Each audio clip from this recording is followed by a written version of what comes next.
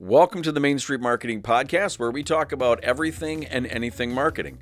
I am your host, Skip Ranke, and thanks for joining us today. Now, normally we have Emma with us, but today I'm going to fly solo and do a monologue of sorts. And we aren't going to go nuts talking about a marketing topic either, really. But today I'm going to talk to you about how we need to spark the fires in our souls amid the chaos of business and life and reigniting hopes and dreams. So, in case you haven't noticed lately, the world is, in some respects, feels like a massive dumpster fire right now. Politics is polarizing everyone. Stocks and the financials are swinging like a drunk pendulum. AI is whispering, your job's next. It's a cluster you-know-what almost every day. And one thing I've been noticing so much lately is that people are kind of long-faced with spirit, like their spirit's completely dimmed. And their lights just seem to be out. There's like no real spark with almost like lackluster care. Everyone's just kind of like, ho hum, I'm here. And a lot of people that I've been talking with over the past, couple of months, they're kind of taking a wait and see. What's going to happen after this or after that? And we all know what that is. It's the potential graveyard of dreams and growth, the death of them. And in many occasions, it becomes wait and never do or wait and die, which is absolutely a very dangerous place to be. So, if this is you, or you know someone like this, that thought process has to stop. We've got to flip the switch and reignite that inner light. So, first off, let's acknowledge the perceived gloom or adversity and get this crap out of the way. As a business leader, I've seen it up close. Business owners and executives staring at screens, jumping down rabbit holes of who did what in politics, who said what on social media, election fallout, the market crashes, AI's taking over, the aliens are coming, blah, blah, blah, blah, blah, blah, blah. And personally, guess what? Guilty as charged. I've lost sleep over it too, and I've jumped down my fair share of those stupid holes and talked about some of those same things. What I came to realize is that was just a complete waste of energy and time. Precious time that I shouldn't have wasted and that I'm never going to get back. And then I start thinking back even to 2020 when we all did the zombie shuffle through all that uncertainty and not knowing who or what to believe. Fast forward now, you got AI advancing faster than my coffee addiction, and folks are even more unsettled. And then guess what happens during that time? Dreams were being deferred and hopes were being put on hold because they didn't know what was going on. So it kind of comes to pass is like, okay, why did the pessimist cross the road? To complain about the traffic on the other side. So here's the point. Negativity and bad attitudes are contagious. Talking up some of these things and getting in people's heads or having other people get in your head is just useless. It's a waste of time. It's a waste of energy.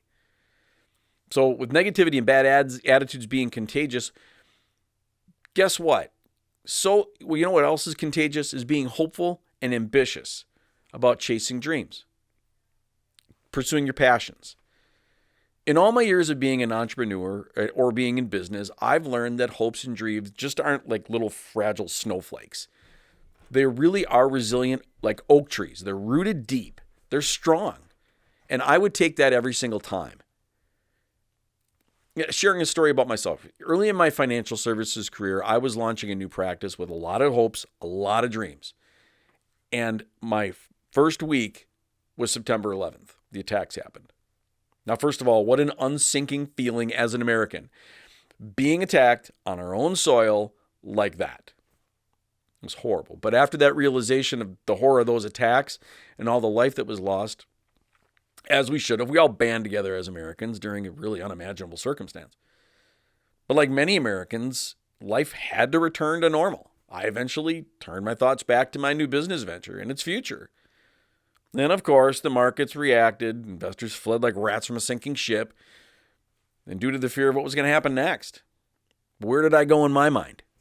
Well, I went to the wait and see mentality. Basically, I was frozen in place. I literally ceased to move forward as I was with all the uncertainty that was gripping me like almost like an anaconda that would squeeze its prey to death. Time literally for me stood still. I was not making any progress in any way, shape, or form except bleeding cash quickly, using the terrorist attacks kind of as an excuse. Then one day a mentor didn't literally slap me in the face, but kind of slapped me and just said, Skip, uncertainty can't cause paralysis. If it did, we would have never moved forward as a species. You've got to get moving. Boom. What a smack to the forehead with common sense. It totally changed my focus and got me moving, and I started to thrive because I needed to keep moving forward no matter what, and do it with faith and do it with fortitude. Remember, dreams and hopes aren't killed by storms, they're watered by them.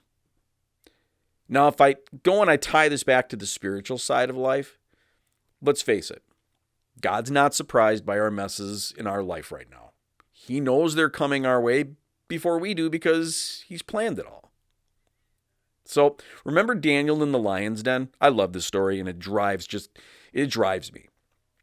Here's a guy, he's a top advisor in Babylon. Jealousy lands him in a pit with hungry lions, right? Politics, absolute worst. He's got decrees, betrayals. Daniel could have taken the wait and see approach from the corner and trembling and frozen in fear in the dungeon. Instead, he prayed and fully trusted God to deliver him to safety. The next morning comes, the lions are kind of yawning, which I would say from a veggie feast, I guess. And King Darius pulls him out amazed and he says, your God shut the lions' mouths. Daniel's hope? No. Unshakable faith. So what's the business lesson here, I guess? Well, when markets of the world or whatever roar like lions, we pray and we act. God's got the muzzle. And oh yeah, God has you. So I worry. So yesterday, as a matter of fact, before I went to church, I was actually thinking and I was reading Psalm 27. I really think this one is absolute gold because there is so much to unpack in that psalm. David writes, the Lord is my light and my salvation. Whom shall I fear? Right out of the gate in the first verse, bam. That one hits hard at any time or in any situation, dark or not. Basically, fear not and trust in the Lord, no matter what. Politics dividing a nation, investments going crazy, and the markets are crumbling all over the place. Technology starting to freak you out. Does the world feel unstable or uncertain? Yeah, all that and so much more. Push it aside. Then I went back and I looked and I think about in verse 3 where he says that though an army besieges me, my heart will not fear. Though war breaks out against me, even then I will be confident. That's major confidence right there, man. As a leader, full disclosure, I know I've read Psalm 27 many times, but I've had that passage pop up in my head during some pretty tough navigations in my mind or even in some business events. But bottom line, fear's a liar, God's a fortress. And I think about fear, and let's talk about, on the topic of fear, let's talk about AI quickly, as that seems to be the talk of the town. It's the elephant in the room. Or the robot, I guess, if you really want to call it that way, to be blunt. But the big thing right here is people fear job loss. Like AI's the Terminator saying, hasta la vista, employment. I get it. It's advancing faster than we could have ever imagined. And for many, AI is an absolutely paralyzing concept. And for others, it's an exciting frontier. But from my perch, where I'm sitting right now, AI is a tool. It's not a tyrant. Yet, unsettling uncertainty? Oh, hell yeah, of course it is. But however you look at it, maybe look at it as an opportunity wrapped in question marks. There are tons of things you can learn from it, so embrace it. It isn't going away. No one's going to walk over the cord. No one's going to trip on it. No one's going to unplug the machine. It ain't going to happen. So maybe the solution is to run towards it versus running away from it. The other thing you got to remember, God's always been leading us into new frontiers. Since the beginning of time, like he led the Israelites through the wilderness. If you really think about it, think of all the new frontiers we've encountered since the beginning of time. It's actually pretty amazing. God has been there through it all, and he's in front of all this now. So with everything that's bombarding us fiercely from all sides, continuously, where do we go from here? What are the next things we need to do? And if your light's extinguished, how do you reignite the flame? Well, the first thing I'm going to say is slow the roll. We need to bring the world to a lull. Search our inner spirit. For me, personally, it's just shutting down the noise of the outside world best possible, reassessing where you're at. There's so many distractions, so much of the scrolling, so much of the, all the places you got to go, all the things you have to do. Stop it all. Stop the wasteful scrolling and just be by yourself. Then start thinking, looking at what brought you to where you are right now. Where are you in your journey to where you initially wanted to go? Have you achieved what you wanted? Is there something you haven't done, or maybe I should get moving on? What has always been that one thing that you have never done that you should do? For me, almost 20 months ago now, I always wanted to write a book, and I started writing that book. But it was that one thing I wanted to do, and I said, I'm just going to do it. So if you think about it, you kind of have to know what path you're on. So here comes Psalm 27 again in verse 11. Teach me your way, Lord. Lead me in a straight path because of my oppressors. So you have to think, am I on the right path? Do I need to start a new path? Or is there a little bump out that I need to create? What's stacked against me? How do I overcome that? I have found more often than not, if you slow the roll and take time for yourselves, there's always going to be some sort of reignition. Big or small, something always happens. A spark ignites something inside. And when that happens, here's the most important thing, the most crucial thing that happens is that you take action immediately. Not shove what you came up with in a compartment in your mind, not say I'll do it someday next year, someday next week, or go back to maybe the place that got you frozen in the first place and I'll wait and see what happens in the world next before I do anything. BS. Get moving with intention and with purpose. So here's some things you should be doing. Start thinking about this for next year. First off, when you get in this position and you're done with this and you've researched everything in your soul and your mind and where you want to go, first thing you do, start writing down and formulating your goals. Use the SMART framework, which is specific, measurable, achievable, relevant, and time-bound. This is absolutely crucial because ideas remain ideas until the point when you write them down. Then they become real. They become something that requires, yep, you guessed it, action plans. Create specific step-based items to move you forward. For some, this could be 10 steps. For others, it could be 5. For others, it could be 40. The amount of steps really doesn't matter. It's the fact that you have them down. They're your roadmap to move you forward. You see the pattern? Because the next step is start moving. If you've taken all this time to carefully craft a plan, write down your goals, start working it. For some, having a team member, a mentor, a coach to get you going is needed. That's all good. Utilize that strategy if you need to. By all means, we all need someone from time to time to kick us in the ass if we need it. But the key is to start working on the plan and to do it with passion. So now that you've got these goals, you got your critical actions, you're starting moving, now what do you got to do? So now that you're moving again, you got to monitor your progress. Make changes as needed in order to get where you need to go. Review those KPIs and steps that you created for yourself. What's working? What's not? What do you need to change? What do you need to expand upon?